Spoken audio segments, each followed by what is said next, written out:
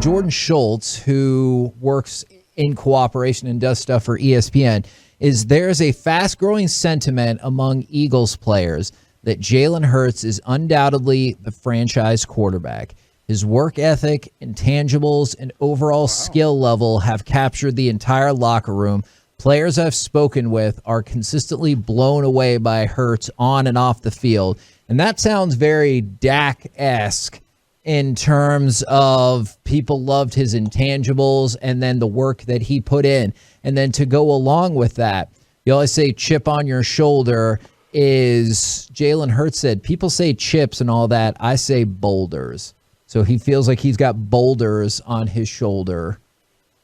Anthony Brown has a tattoo of a chip on his shoulder. Yeah, or on his back or his neck or over whatever. the shoulder boulder holder. Is that what you just said? No. Oh, okay. So I will be shocked. I'll put it out there. I will be shocked if Jalen Hurts is a quality NFL starting quarterback. Wow.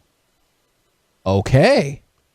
I can totally see how a locker room would fall in love with that guy. He puts in the work that it takes. He's won at high levels. Now, did he win the championship? No, he was pulled so that Tua could go in and win the championship. But like, he's one of those guys that just naturally teammates will gravitate to him. He puts in the type of work that you go, how can I let that guy down? I mean, like, just like you said, I've been telling this story, and when I talk to the people up in the Northeast, Kevin, about stuff like this, they're like, oh yeah, this is exactly what we saw before. We've seen this happen. And I don't know if that quality is the most important quality for a quarterback. Well, he's a great leader. Okay, that's great. Can you throw? And when Mike says I would be shocked, it's because when you watched him throw in college, he wasn't accurate at all. Like he was so inaccurate that like CeeDee Lamb made him look spectacular at times. Like his accuracy was a very big problem. And I'm not sure that when he came in to play for the Eagles that they utilized him in a better way to analyze whether or not he could throw. They said, you know what, we're going to take advantage of what you can do, which I still don't think is sustainable in the NFL to a quarterback's body. I think trying to put a person that is a big, strong guy that can run the ball in those positions to run the ball is good whenever you can pick up a few yards or if you really do make the space.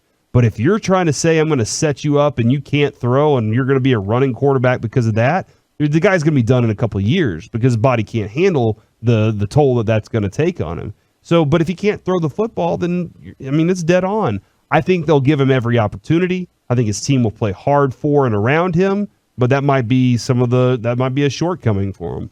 All right. So that sounds like a no to Jalen Hurts. What's your answer? I'll see it when I believe it. You sound shocked that we are not in love. No, not at all. When I hear stuff like that, it reminds me a lot of how quickly the buzz built with Dak Prescott. It really does. Like, not to say that they're the same quarterback, but people had questions about Dak's accuracy. And then you heard, like, the reason why he's won this team over so quickly is, unlike Romo, like, he's leading the team and he acts like a leader in the locker room and he interacts with everybody.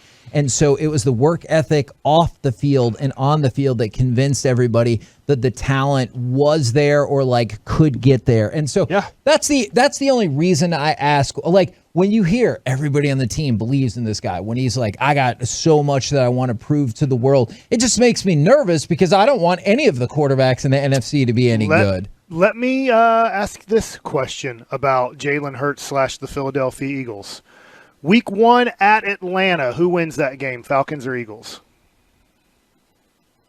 Oh, man. That sure is a Judsville game right there. I'm going to guess Falcons. Yeah, maybe. Home against the 49ers. I'm going to guess 49ers. Yeah, I'll go 49ers. At Cowboys? Well, we better win that game or else we're going to be in a lot of trouble. Because Mike, no. This is giving me an education here. I think it's giving not if we win the first two. If we win the first two, we can spare a third game. Right. And then they are home against the Chiefs. Those are their first 4 games. All right, are you predicting 0-4? Or 1 for the Eagles? Or 1-3, right? What's the one that you like for them to win? I think the best shot would be that Atlanta game, quite frankly. Okay. Like, if he starts off 1-3 or 0-4, it's it's almost lights out.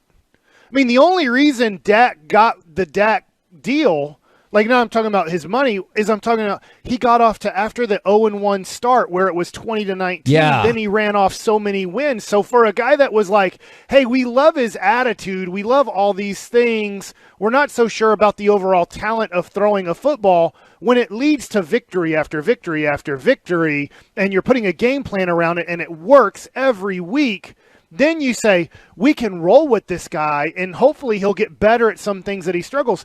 But if I start off the season 1-3, how much do I want to build around a dude's attitude that can't pass the ball? What's the pivot record then? Built around Tim Tebow. What's the pivot record then if you look at it, and let's say the Eagles would have been underdogs in all 4? Is it 2 games?